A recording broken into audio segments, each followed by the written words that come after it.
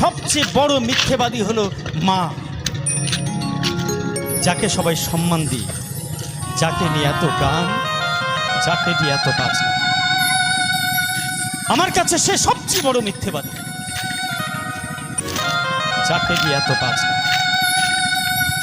আমার কাছে সে সবচেয়ে বড় মিথ্যেবাদী।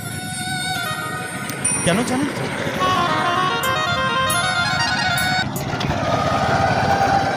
দিন আনে দিন খায়। মা তার ছোট্ট 8 বছরের একটা সন্তান, স্বামী শ্বশুর শাশুড়ি 5 জন মিলে সংসার।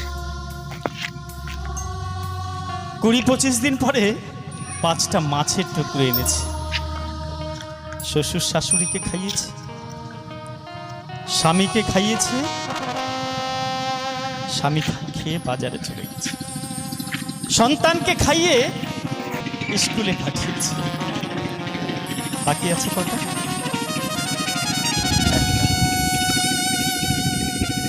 ওই মা ওই একটা মাছের টুকরো নিয়ে যখন এক থালা ভাত নিয়ে খেতে বসেছে,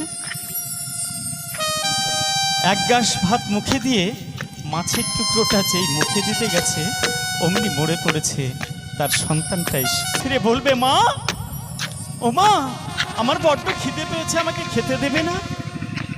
তখন কি খেতে? তাই ভেবে মা মাছের টুকরোটা ওই সন্তানের জন্য রেখে দিয়েছে। ওই ছোট্ট সন্তান যখন স্কুল থেকে বাড়ি ফিরেছে, দূর থেকে মাকে জিজ্ঞেস করছে, মা, ও মা, আমার বড্ড খিদে পেয়েছে, মা, আমায় খেতে দেবে না?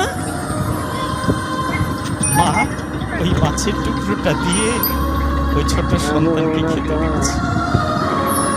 সুপুত্র তো, তাই মাকে জিজ্ঞেস করছে, মা, ও মা, তুমি মাছ খেয়েছো? মা একটা ডাহা মিথ্যে কথা বলল।